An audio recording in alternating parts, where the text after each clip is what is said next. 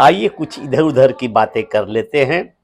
द्रमुक party का एक नेता, वहां के मुख्यमंत्री स्टालिन के बेटा, उदयनिधि स्टालिन नाम है, उन्होंने कहा है सनातन धर्म एक बीमारी है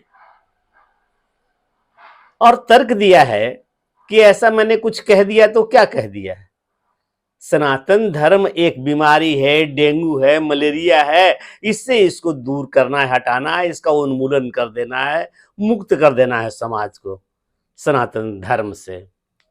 भारतीय जनता पार्टी वाले भी तो कहते हैं कि कांग्रेस एक बीमारी है, या नहीं भी कहते हैं कि कांग्रेस एक बीमारी है तो यह तो कहते हैं कि कांग्रेस मुक्त भारत। पहली बात तो कांग्रेस और सनातन धर्म ये बराबरी की बात है क्या?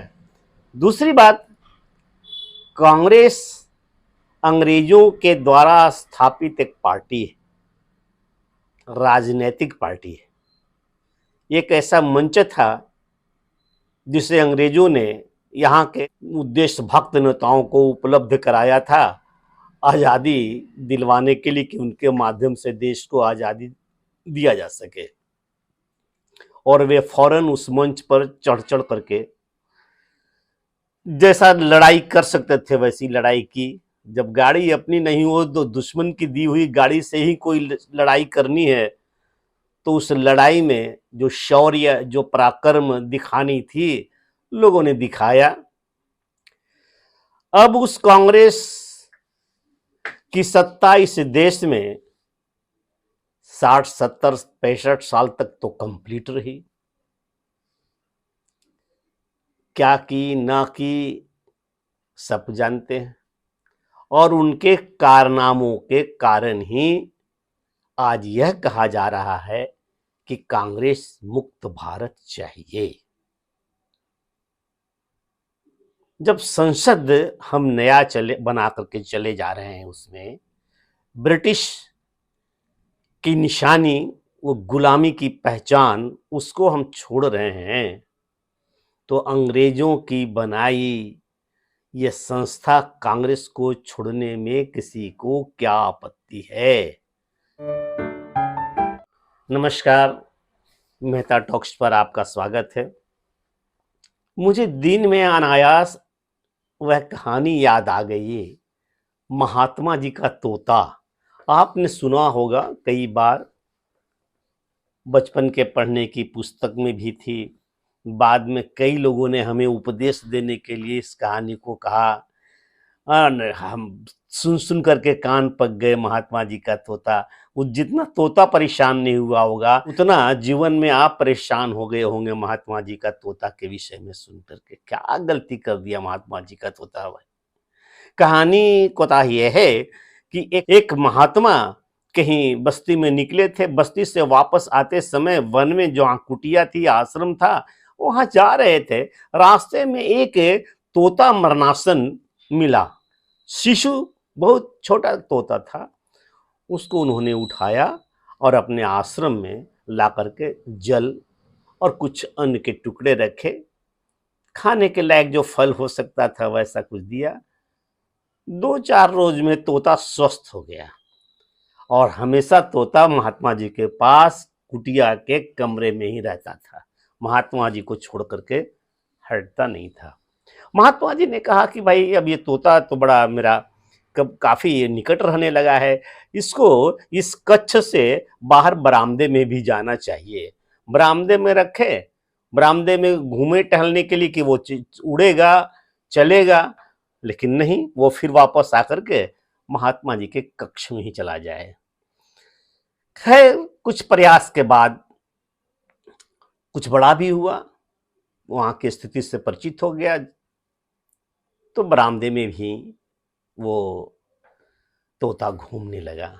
फिर बरामदे के बाद बाहर जो प्रांगण है, आंगन है, लिपा पुता है, उधर अमरूद के पेड़ हैं, कहीं केला के पेड़ लगे हैं, उन सबों पर वो तोता धीरे धीरे विचरण करने लगा।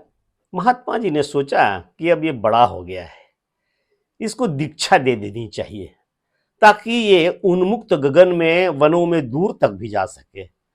ये तो आश्रम के आसपास ही रहता है, ये फिर इसका एक स्वभाव बन जाएगा और इनके खाने के लिए जो साधन है वो कम पड़ जाएंगे। इस दृष्टि से तोते को उन्होंने सिखाया, शिकारी आएगा, जाल बिछाएगा, दाना डालेगा, लोभ में उसमें फंसना नहीं। तोते ने 2, 3, 4, 5 बार के बाद बिल्कुल महात्मा जी की पढ़ाई पट्टी को पढ़ गया। जाल बिछाएगा, दाना डालेगा, लोभ में उसमें फंसना नहीं।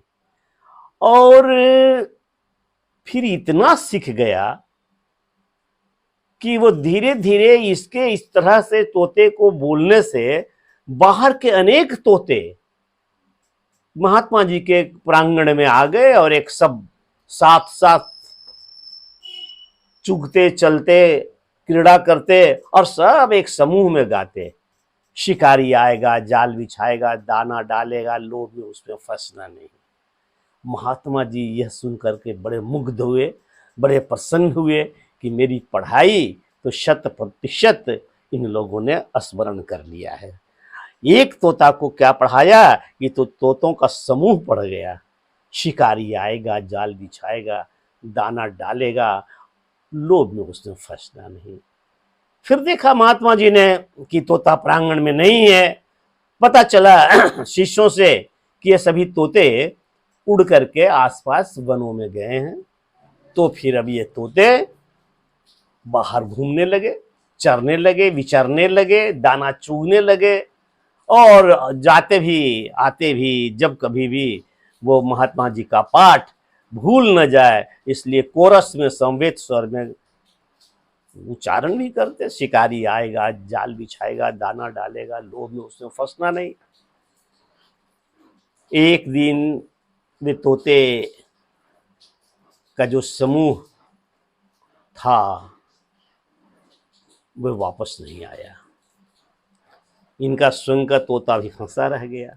हुआ क्या, पता चला कि एक शिकारी आया, जाल बिछाया, दाना डाला और ये तोते उसमें फंसते चले गए। फंसते वक्त भी महात्मा जी का सिखाया हुआ यह पाठ पढ़ रहा था, दोहरा रहा था। महात्मा जी को आश्चर्य हुआ, ये ऐसे कैसे हो गया। लेकिन महात्मा जी से जो एक गलती हुई उसको महात्मा जी ने ध्यान नहीं दिया। वह पढ़ाई कैसी थी, वह शिक्षा कैसी थी, पूर्णतया थियोरेटिकली था, सिद्धांत था उसमें, केवल व्यवहार नहीं था, प्रयोग नहीं था, लैबोरेटरी नहीं था, वर्कशॉप नहीं था, वर्कशॉप कराया ही नहीं गया था। तो वैसी पढ़ाई किस काम की जिससे व्यवहारिक, जिसका प्रदर्शन न हुआ हो। तोते ने कभी जाल देखा ही नहीं था कि जाल कैसा होता है। तोते ने कभी शिकारी देखा ही नहीं कि शिकारी क्या होता है। अब जब शिकारी नहीं देखा, जाल नहीं देखा, तो उसे पता क्या है कि इसमें नहीं फंसना है। शिकारी आएगा, एक व्यक्ति देखा है, व्यक्ति है, जाल बिछाएगा तो क्या बिछाएगा, उन्हें पता कहां है कि ये क्या बिछा रहा है, दरी बिछा रहा है, कारपेट लगा रहा है। तो गलती यहां हुई महात्मा जी से, और दोष तोते को यह दे रहा है, दिया जा रहा है आज तक कि यह रटंत विद्या से इसके कारण हुआ। और रटंत विद्या के कारण नहीं हुआ, यह हुआ उसका व्यवहारिक ज्ञान नहीं देने से, उसका प्रैक्टिकल नहीं हुआ, वर्कशॉप जिसको मैं कहता हूं। और ये आज की शिक्षा पद्धति जो विद्यालय से निकल करके हम कॉलेज तक जाते हैं, उसमें बस पढ़ाई है, कोई व्यवहारिक ज्ञान नहीं है। समाज के साथ क्या व्यवहार होना चाहिए, परिवार के साथ क्या व्यवहार होना चाहिए, मार्केट के साथ क्या व्यवहार होना चाहिए, तो यह ज्ञान ही नहीं है, इसका कोई वर्कशॉप ही नहीं है। निपुणता के कारण लोग व्यवहार में सिद्ध होते हैं। आशा है महात्मा जी के तोते के कहानी इस नए तेवर में आपने पसंद किया होगा, अच्छा लगा हो तो कृपया लाइक कीजिए, सब्सक्राइब कीजिए, बेल आइकन दबा दीजिए और मुझे आपका समर्थन मिलता रहे, इसी आशा के साथ बहुत बहुत धन्यवाद। नमस्कार।